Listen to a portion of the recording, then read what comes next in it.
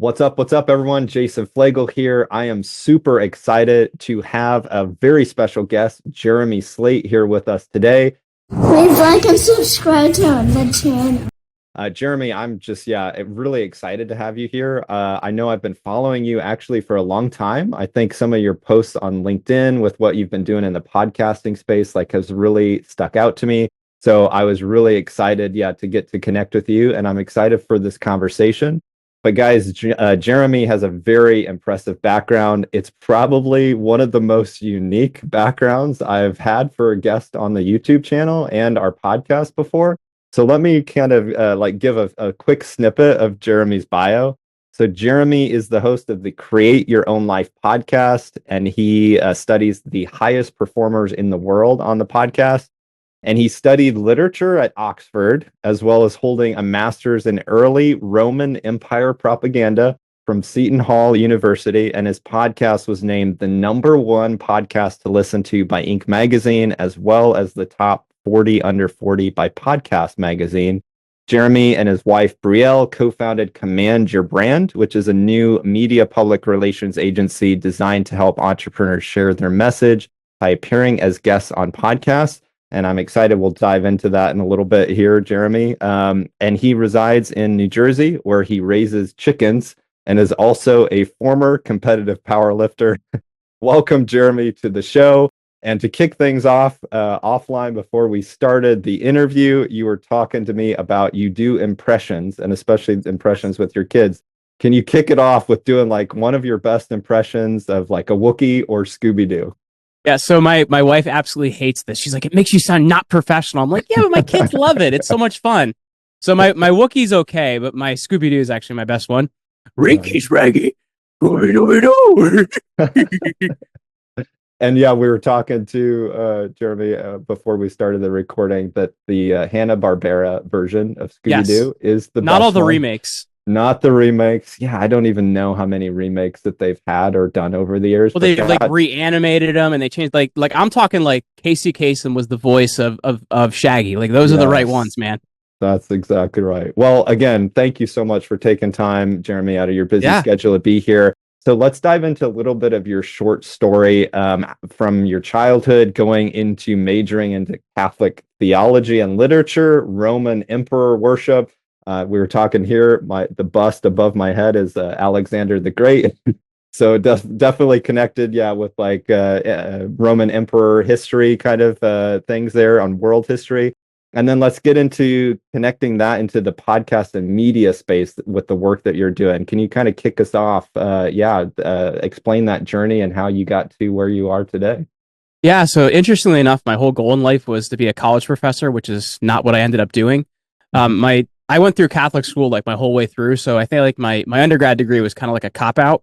It was kind of I really know Catholic theology because I went to school for it for 12 years. Let's do that in college because I really didn't know what I wanted to do with my life. Yeah. And then when I got out, from undergrad, it was kind of I don't know what to do with this. So I did a program through Seton Hall to study at New College, Oxford, and I did Catholic social literature. And after that, I had decided that I was absolutely obsessed with Alexander the Great, who happens to be behind you right now. Yeah. And the one behind you, by the way, is done by the sculptor Lysippus, is the version that you have behind you. And so I was obsessed with Alexander the Great. You should see my bookshelf in my office. I look like a crazy person.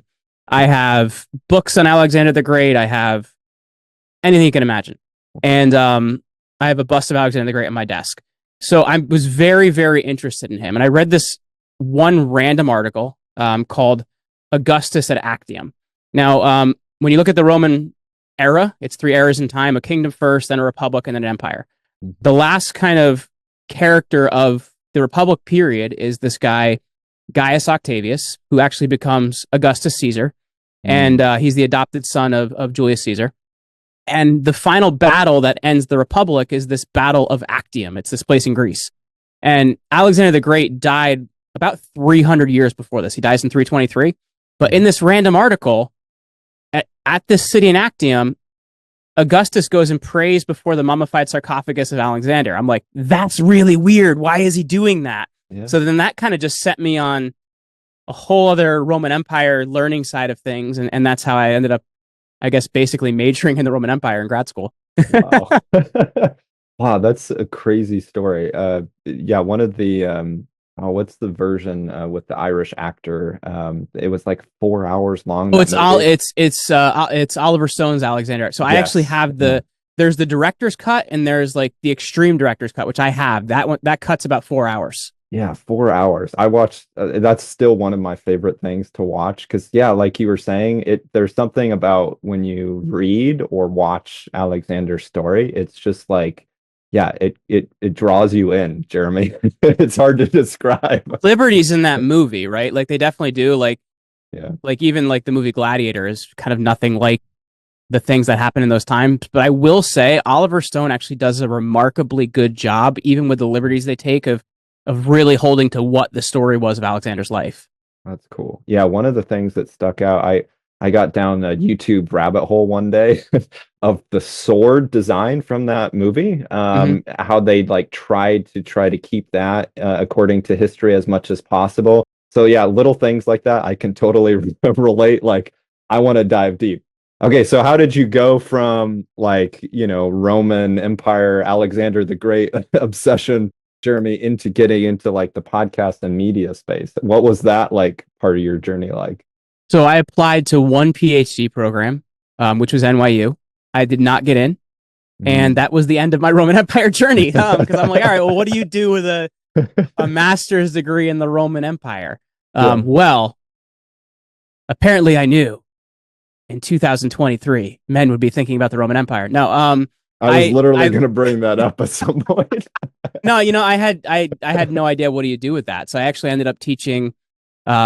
I guess Catholic schools are different than private schools. Like you don't really need a teaching degree, just kind of experience in that field. So I ended up teaching at a private Catholic school for a couple of years, and it really burnt me out Mm. because I'm almost 40 now. So in my early 20s, I looked very young, and it was kind of early days of YouTube. So the goal every day was for the kids to see how angry they could get me and get me on video.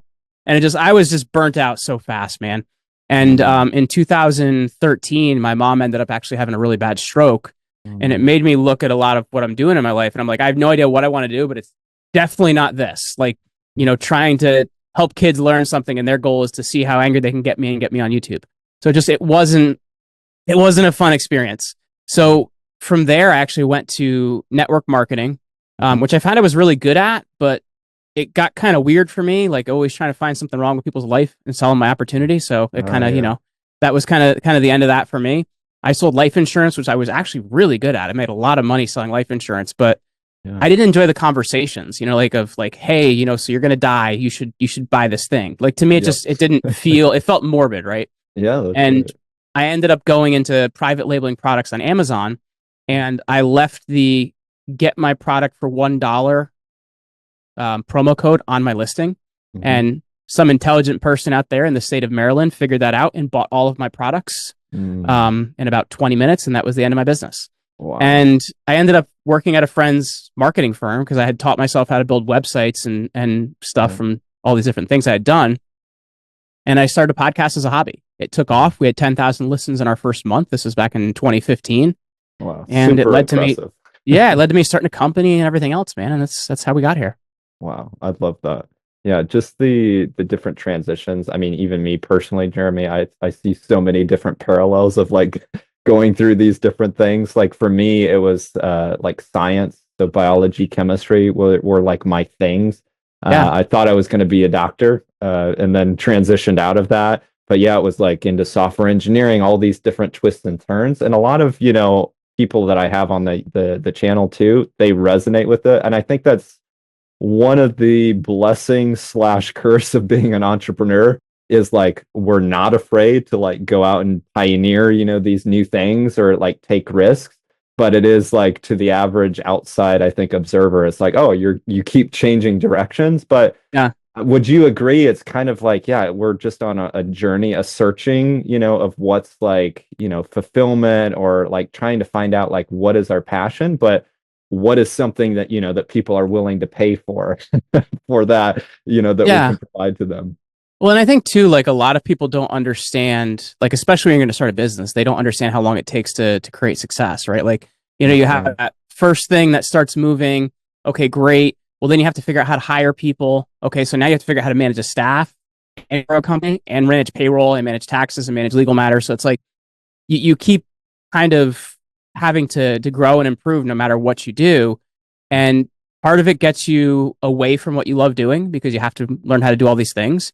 And I think part of it is you have to grow to be able to do all these things, right? That's And right. people don't realize how long it's going to take, right? Like we've had a very successful company for a number of years now, but it's funny. This Roman Empire trend started on TikTok not too long ago. Yep. And, all of a sudden, Jason, I've been going on shows that like I watch, right? Like I've been, Yeah. I was just on Tim Pool's show not long ago. I Yes. did a show with Luke Rudkowski from We Are Change. Like I'm doing all these shows that I was like, these are people I listen to, and it's strange. And people are like, wow, you're suddenly having all this success with this. It's like, well, guys, we've had a business that's been doing well. I have 20 employees. I'd say that's pretty successful, but like, That's right. I think people don't see all of those other things and they see it as an overnight success when it eventually happens, right? And I think that's what you have to understand. Try to stack the little wins along the way and do realize it's likely going to take longer than you think. That's right. Yeah, it's every overnight success is usually what, like 5 to 10 years in the Yeah, making exactly. or more. Exactly. It's time in the making, man. That's right. Yeah, one of the I love, I think it's Reid Hoffman, from LinkedIn, and of course has his venture capital firm, does a lot of investments. But yeah, he's like starting a company, being an entrepreneur is I think he says like jumping out of an airplane, without a parachute, and you got to build the plane as The way you're like down. on the way down. So and yeah, I totally relate to that. So let's talk about, yeah, some of the challenges that you face, because that's one of the things I like to ask for people on the channel, Jeremy, is like, what were some of those greatest challenges? And some of it you probably just mentioned, because like you said, being a founder of a company, especially in the media space too, there's a lot of different things, that can go wrong. But what were some of those like challenges that you faced along with your entrepreneurial journey? And then I'd love to kind of get into like some of those tactics on like how you started to solve them. But were there anything along your journey that like stuck out? And it might Yeah. be in phases like Oh, you just there's talked there's about. several. There's several. And I think if you want to look at when we first started this company back in 2016, it was originally had a different name and we had a different partnership structure. And I was in a partnership that just did not work out for me. And, I didn't really know, I didn't know the right things to ask, the right things to do, or how do you manage a partnership. So I had basically worked myself into a position where things weren't going really well. My former partner had convinced me to sign a non-compete. So if I left him, I couldn't go do something else. So like I was in this really, really weird position. And the thing I learned is most non-competes are hard to enforce. So, I was able to kind of figure out and walk away from that situation. But that was a really tough situation because it was like kind of a several month period of figuring out, okay, well, how do we continue to service these clients we already have? Because it's not their fault things didn't go right for us. But then also trying to figure out, well, where do I get new revenue from? So that was a very, very difficult situation. And in the beginning, I got a second job to make payroll, right? Not even pay myself, but just to make payroll because I knew like, hey, I had to pay these people because that's how you make this work. And eventually we kind of worked everything out, figured everything out, and came to a very legally binding and good agreement. But, it was a time to definitely work through. I think another thing too is running a company once it goes from you to you and other people is a very different thing, right? Mhm. Because there are certain conversations that you have with your staff. There's certain conversations you silo off, right? Because you don't want them to have to deal with every little thing.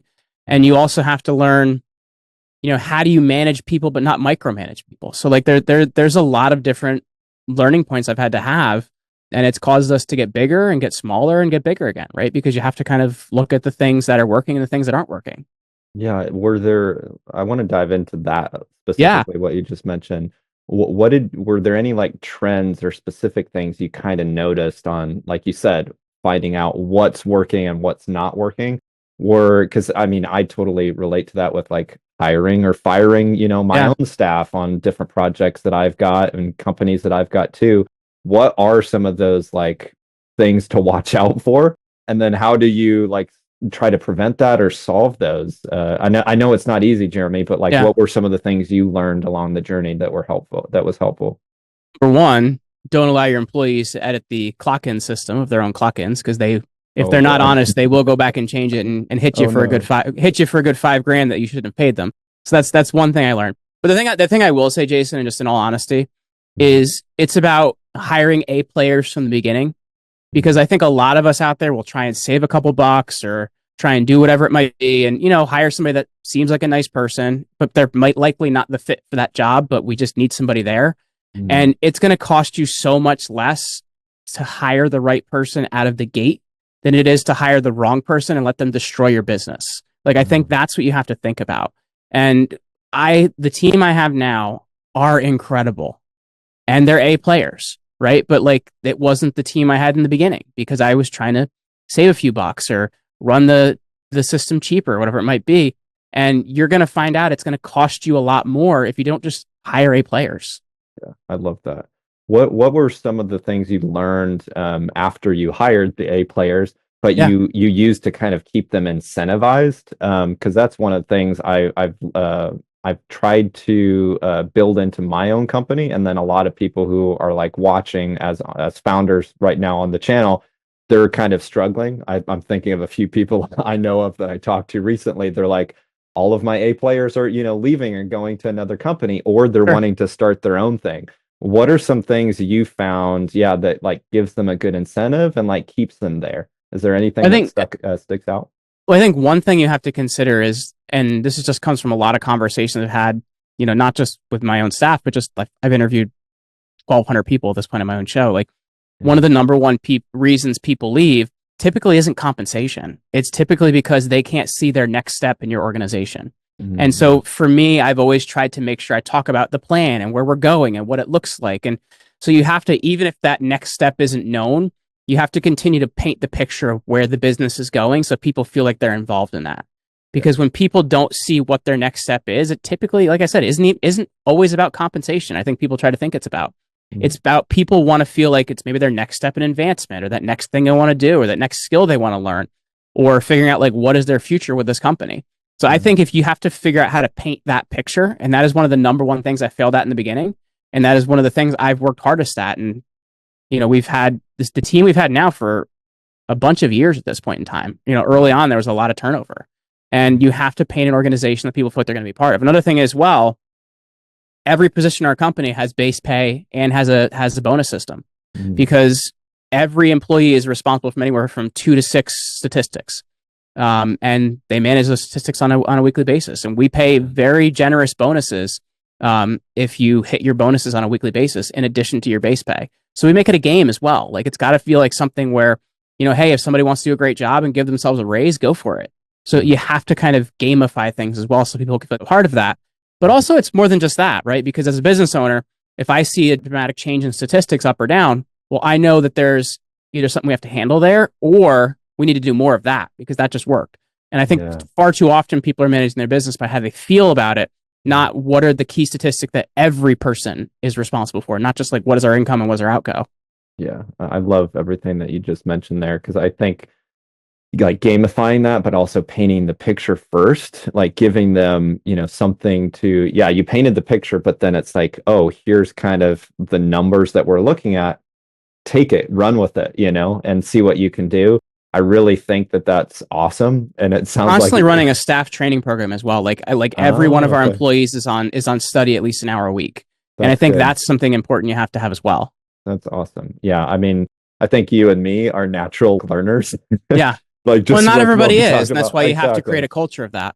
That's right. Well, what are um so speaking of that, what were some of the things you like put into place to create that culture of learning? Is there anything, because that's one thing, even me personally, like I'd love to start to implement with my people on the team. But yeah, what are some ways that you've started to put in that culture of learning or cultivate that? So I think one thing is I've always talked about, we have to understand we're primarily an education company first. And if we're not educated, we can't educate other people. And I think every business has that hurdle, but I don't think they realize it. So if you can realize that education is ultimately where you're going to fail and how you're educating your public or educating your team. And I think I've really gotten my team to buy into that. Also, there's rewards and penalties. So it's like if you're not on study this week, you're not eligible for bonuses. So I think it's important things like that too, right? So you want to create a culture where, yes, you want to improve, but also like, hey, I need everybody to be better around here. So I think it's kind of a two-pronged thing, That's cool. Yeah, you were talking about, like Catholic faith and thing. I think of like a scripture, like iron sharpens iron, like that idea Yes. of like you're kind of pushing each other to like do better. So Yeah. yeah, I love that what you just described there. There's a great bodybuilding book by Dave Draper called Brother Iron, Sister Steel, which kind of has the same concept. Oh, wow, that's cool. I've never heard of that one. Wow, I got to mark that one down to get Jeremy. Well, I want to transition. I've got one question I think that will help us kind of transition into this because obviously my audience is very interested in AI tools, and a lot of them are very interested specifically in like marketing and like content marketing using AI tools, Jeremy. So I kind of want to get into that because I know you have a lot of resources, insights to kind of share into that space. But one of the questions related to like what was challenging or what did you learn along the way was how did you you talked about like going from a solopreneur to starting to hire people, but what were some of those things you learned that helped you going from that solopreneur kind of stage to like learning how to delegate and teaching people these kind of systems and like SOPs? I'm thinking of like EOS, the Entrepreneur Operating System, and things like that. Was there anything that was helpful in that transition going from, like the solopreneur into actually hiring a staff and like you're like you said, you're cultivating, painting that picture and then kind of teaching them, giving them an opportunity to perform? Well, I think from one part of it, if you make yourself an overworked executive, you're very, very quickly going to find out you should probably delegate. And I was definitely in that spot. But we've also gotten better tools over the years. And I've kind of plug and played different things to make it work, but I've gotten better at writing a process. And because I'm a very, very hands-on person, I'm very technical and I can do a lot of things. And I think for a lot of people out there, if you're very technical and you're capable of doing a lot of things, it's probably one of the number one things that hurts you because you try to do it all yourself. And so what I've tried to do is just make a better job of documenting things and then giving them away to other people. So my favorite way to do that is I typically will start with, because everything we do is computerized, right? So it's going to be a process on a computer that I'm going to show somebody how to do, which is very complicated. So I will typically record it on Zoom with a screen share, and I will then take that transcript. And I think Zoom transcribes now, but it didn't used to. So I had a tool that actually used to do the transcripts for me. But I'll take those transcripts, and then there's a plugin for Sheets and Docs. That's GPT for Work, I think is the website, gptforwork.com. Because regular Chat GPT, I think you're limited to like 500 characters or something like that. Yep. I've been able to put up to a 48-minute transcript into this document. So then what I'll do is I'll say, I'll use the prompt, based on this transcript, please write me a step-by-step process on how to do the process talked about in the transcript. Please pay specific attention to detail as someone needs to be able to complete this action after actually reading the steps. So it'll spit me out a very well done step-by-step process. And then I also embed the video, broken up into several, like 3 to 5 minute segments, right? Because one long video is too much for people. And then I link those all to a Dropbox file. So then our company is broken down by like different divisions, and each division has their own Dropbox folder with their own full training library related to, each one of those documents. So being able to really create better training. As I said, I had other ways I did it in the past. It's gotten a lot faster because a lot better AI tools have come out to kind of speed up the process for me. Yeah, I love that. Well, yeah, like speaking of what you just mentioned with AI tools, I want to get into the AI side of things. So can you talk about how you are now using AI to cut production time by 80% and increase engagement or appeal? So this gets into, your line of work with the podcasting and the media space. But yeah, talk to the audience, the listeners here a little bit about that, Jeremy. And this was talk about producing a podcast, just so people have an idea. So I use a software called Riverside FM to do all my podcast recordings. And they have the greatest suite of AI tools I've ever seen for recording software. They even have this feature that in their actual editing process, you can edit the actual video by editing the transcript. And if you change a word, it'll change the person's mouth movement to mimic the word you're changing. Like maybe if they misspeak or something, you can cut out the ums and ahs. So then I'll take that file, I'll get a side-by-side of the guest and host, one of just the host and one of just the guests. So I'll take those 3 files. I'll move over to Adobe Premiere Pro. And then there's a plugin for Premiere Pro called Autopod. And as long as those files are all the exact same length and then end on the same frame, so I'll put the outro on it so they end in the same frame, it will edit my entire podcast for me in about 40 seconds. With a cut from this person to that person with a side by side. So it comes out looking like a TV style interview. So that's the entire editing process. Now I'll add like some graphics and stuff at the end, and maybe we'll make a cut to like add the commercials or whatnot.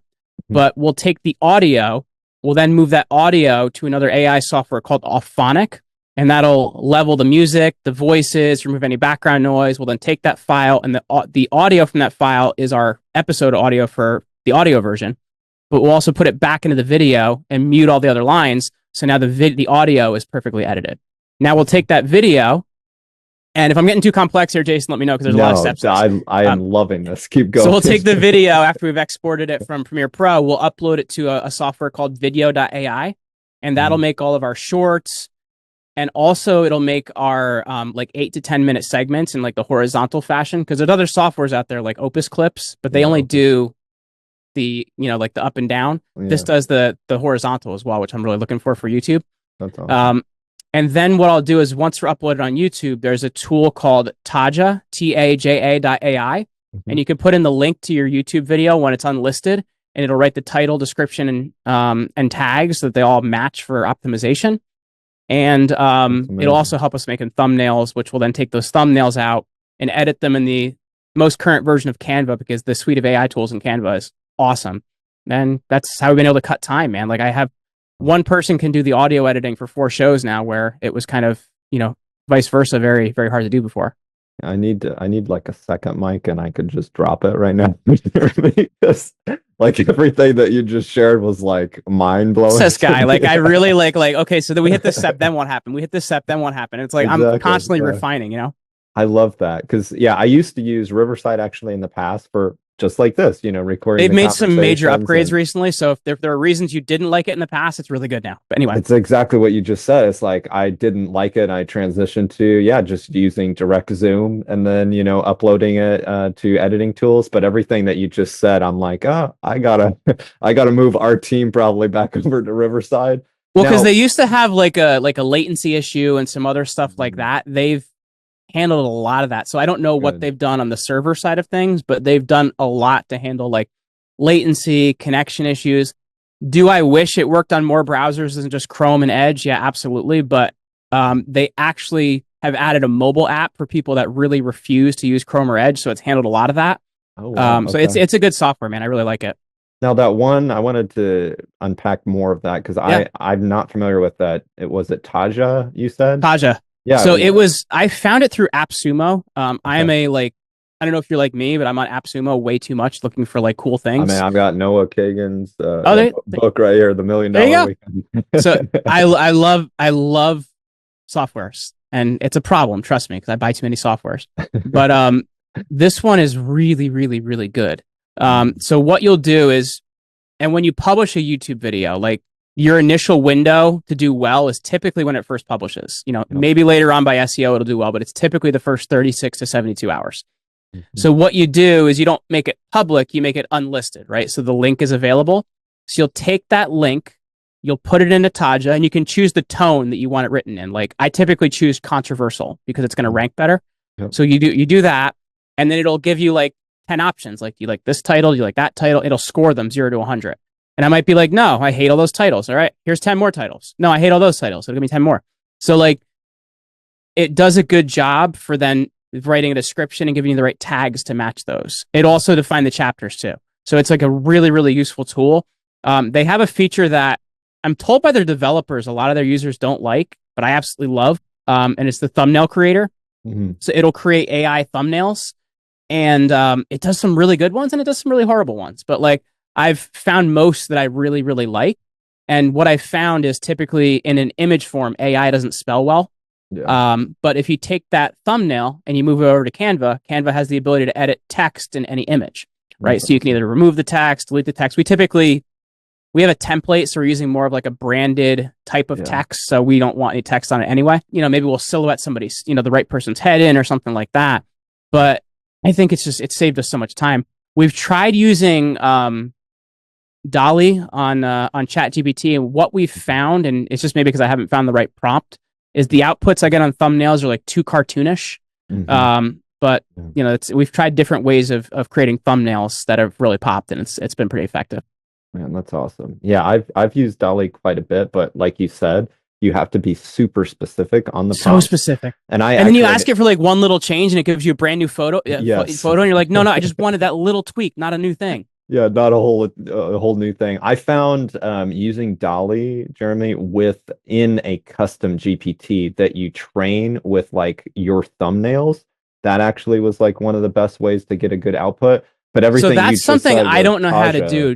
Do you have a video on how to like train no, a custom I GPT? need to. 'Cause Well, I don't- yeah, I do have one on how to train a custom GPT. Because there's but not two like the things that images. if I could figure out how to do from a custom GPT, like if I could create a custom GPT that has read all of my content and then responds to YouTube videos based on what I would say in comments, that would be amazing.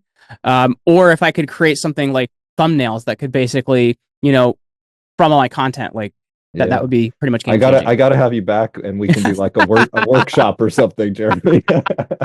Let's do it, man. This is inspired by our conversation. So yeah, one of the things too, I was just going to ask you. So going from Taja to Canva, is there an integration, or are you kind of just doing that manually? Just exporting the image. That's how I'm doing it right now. They have an editing feature in Taja, and it's terrible. So I just export. I think it's a WebP file or a PNG that it pops out, and we just bring that into Canva. Wow, yeah, that's cool. I was gonna another thought that popped in because I'm a huge fan of Mr. Beast on how he does like the science of YouTube. Have you found a good tool to do like the A/B testing of the titles, the thumbnails that like does that live? I've been like looking into experimenting on that too recently, but yeah, I was curious if that was something you've been testing out with like the different your own podcast and YouTube platforms, but yeah, some of your clients too. So I know YouTube added the native testing feature. The thing I hate about it is you have to commit to it for 2 weeks to like get results, and it's kind of like by that time most videos have slowed down anyway. So what's the point? I do like vidIQ's new feature of like thumbnail rating. It'll rate kind of like where the text is and where the how the image is for popping and stuff like that. So I like that. I know TubeBuddy has a good testing feature, but once again, like you have to commit to it for a long period of time. And it's like, if you want a video out in a little, the time is a real issue to me, right? Like, and I don't want to waste time and impressions and stuff on something that may or may not be good. So we've typically been looking at how vidIQ rates them. And if it rates them pretty good, we think we're in good shape. If we're out for, let's say 24 hours and we're seeing that like, okay, this video is getting impression, but the CTR is terrible, we're going to try and swap a thumbnail. But that's typically what we're watching, because you don't want to change a lot of your copy once your copy's out because it's already been served up to the algorithm. But thumbnails are something you can continually mess with. Wow. Yeah, that was like just a mini master class on content repurposing and everything, Jeremy. So I'm curious on, so we just talked about a number of like the specific AI applications you're using, but outside of like your content process, are there other AI apps or tools that you're using that you found helpful? And maybe the content side too, but like also like running your company or like other things that have been, pretty big. Obviously, I love we haven't really AI gotten videos. into much of that, but like I mentioned, we use GPT for docs and sheets a lot. Because as well, like typically we'll work with a lot of authors and they'll come to you with a book, but they don't have an executive summary of the book, which makes it very hard to promote their book. Because, I'm just going to be honest, we can't pay an employee to read your whole book. That's kind of crazy. But what you can do is chapter by chapter, you can have it write an executive summary for you. So that's been a huge time saver and helped us to get kind of better outputs in what we're doing for clients. We'll have it like, we don't have it write pitches, but we'll have it rate pitches for us. Like maybe, can you give us a better subject line for this pitch? Or what is this pitch missing? Like we've done some stuff like that, which has been pretty effective. We actually used ChatGPT to write our entire brand standards and really help us get a more solid brand standards. So we've used GPT a lot, but like the thing I think most people do with it is they're kind of lazy in how they use it. You have to have a lot of iterations, better prompts, and you have to be conversational with it to kind of like get the output you want. Yeah, that makes sense. Have you played around with what is it, Claude 3.5 Sonnet that just came out like I think a few days ago? No, I haven't Yeah. done like a lot of like the like I haven't done a lot of like Mid-Journey or the like the audio and video stuff. I've kind of we've dealt mostly with tech stuff unless it's stuff that's helped us with like podcast editing. Yeah. I'll probably do a video here soon on the channel, like talking about it, but comparing ChatGPT, like the GPT 4.0 versus Claude 3.5 has been pretty interesting. Claude 3.5 has been coming out a little bit better, Jeremy, for some of the results, for Oh, wow. like summarizing content and that kind of thing. So we are getting close here, Jeremy. Do you know Mark Savant, by the way? Because you guys would like No, totally like who's he's like that? a he is a awesome AI guy. You guys would probably have like a podcast that might blow up the internet. Geez, I need to, yeah, I need to do that. I'll connect you guys after this. Yeah, please, I would love that. So yeah, we're getting close here, Jeremy, to wrap up things. But again, I feel like I just learned so much from your content process. Like it's amazing. I want to get to a special gift that you've got, yeah, for the audience. So can you tell us a little bit more about Command Your Empire and like what people, yeah, can get access to? So, much like the Roman Empire falling in 753 BC, or I'm sorry, 476 AD. I was thinking of something else when I said that. I was thinking of the fall of the Eastern Empire, which is 1453. But I want people to not, as the economy changes and as things shift, be just kind of clawing for scraps and being able to, not really do so well. I want them to really expand and grow their empire. And so I put together a really great white paper for your audience called Command Your Empire. It's got all the basic PR things you need to know, a lot of actionable steps. So whether you want to work with me or don't work with me, you're going to be able to get a whole bunch of wins out of this to really get your brand out there, get people talking about you, and make a big impact. So if you head over to commandyourempire.com, you can grab that. And, we just want to help you make an impact and actually command your empire, don't collapse. That's amazing. Like huge value that you just dropped there, Jeremy. So yeah, please head over to commandyourempire.com to check that out. It's also going to be linked down below in the video description and in the show notes if you're listening on the podcast. One final question, Jeremy, is how can people get connected to you? Yeah, obviously, if they want to work with you, they've got questions, yeah, and potentially helping out with their podcast or their media platform. What's the best places to find you? So I'm at Jeremy Ryan Slate in all platforms, not because I'm egotistical or obsessed with myself, but because my parents named me after an actor and I couldn't get found in Google for years. So Jeremy Ryan Slate everywhere, and we are commandyourbrand.com. Awesome. Thank you so much, Jeremy. Yeah, for the amazing value you've dropped here. Guys, thank you for tuning in. If you are interested in Jeremy and I like doing a workshop or something of what we just talked about with like That'd be Dolly, yeah, I'd love to have you back, Jeremy. But drop a comment. Yeah, if you're interested, just say content marketing in the comment section down below. Thank you guys again, and we will catch you next time. Bye-bye.